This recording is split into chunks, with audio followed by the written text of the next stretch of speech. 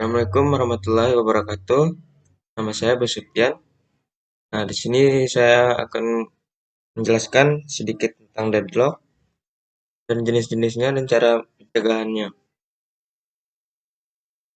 Yang pertama, nah, deadlock adalah masalah yang biasa terjadi ketika banyak proses yang membagi sebuah resource yang hanya boleh dirubah oleh satu proses saja dalam satu waktu. Hanya terjadi di suatu komputer dan lain-lain. Misalkan pada suatu komputer terdapat dua buah program, sebuah tape drive dan sebuah printer. Program A mengontrol tape drive, sementara program B mengontrol printer. Setelah beberapa saat, program A meminta printer, tapi printer masih digunakan. Berikutnya, B meminta tape drive, sedangkan A masih mengontrol tape drive. Kedua program tersebut memegang kontrol terhadap sumber daya yang dibutuhkan oleh program yang lain.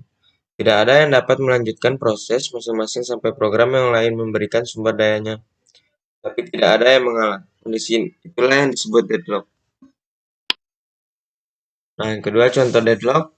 Nah, gambar yang dapat membuat deadlock pada suatu persimpangan. Nah, gambar 1.1 ini memperlihat deadlock pada suatu persimpangan.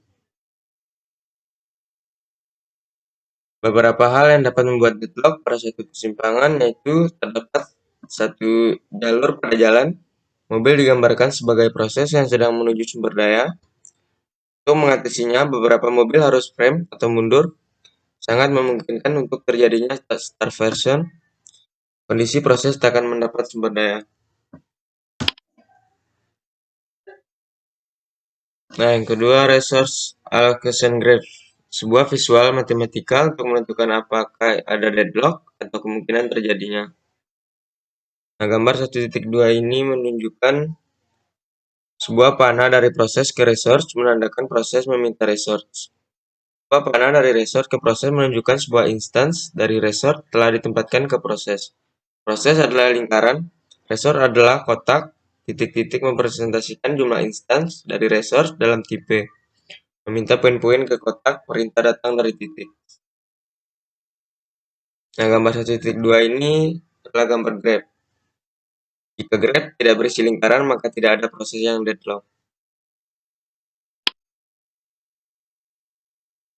Kita masih di resource allocation graph. Gambar 1.3 ini menunjukkan jika tipe resource memiliki banyak instance, maka deadlock dapat ada. Nah, gambar 1.3 ini adalah non-deadlock. Nah, pada gambar 1.4, jika setiap tipe resource mempunyai satu instance, maka deadlock telah terjadi.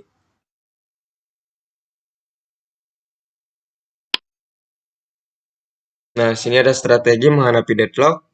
Strategi untuk menghadapi deadlock dapat dibagi menjadi 3 pendekatan, yaitu mengabaikan adanya deadlock, memastikan bahwa deadlock tidak akan pernah ada, baik dengan metode pencegahan dengan mencegah 4 kondisi deadlock agar tidak akan pernah terjadi.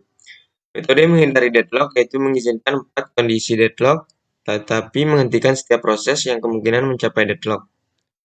Membiarkan deadlock untuk terjadi, pendekatan ini membutuhkan 2 metode yang saling mendukung, yaitu pendeteksian deadlock untuk mengidentifikasi ketika deadlock terjadi, pemulihan deadlock, mengembalikan kembali sumber daya yang dibutuhkan pada proses yang memintanya. Nah, di sini ada tim menghindari deadlock. Pendekatan metode ini adalah dengan hanya memberi kesempatan ke permintaan sumber daya yang tidak mungkin akan menyebabkan deadlock. Metode ini memeriksa dampak pemberian akses pada suatu proses. Jika pemberian akses tidak mungkin menuju kepada deadlock, maka sumber daya akan diberikan pada proses yang meminta. Jika tidak aman, proses yang meminta akan disuspend sampai suatu waktu permintaannya aman untuk diberikan. Kondisi ini terjadi ketika setelah sumber daya yang sebelumnya dipegang oleh proses lain telah dilepaskan.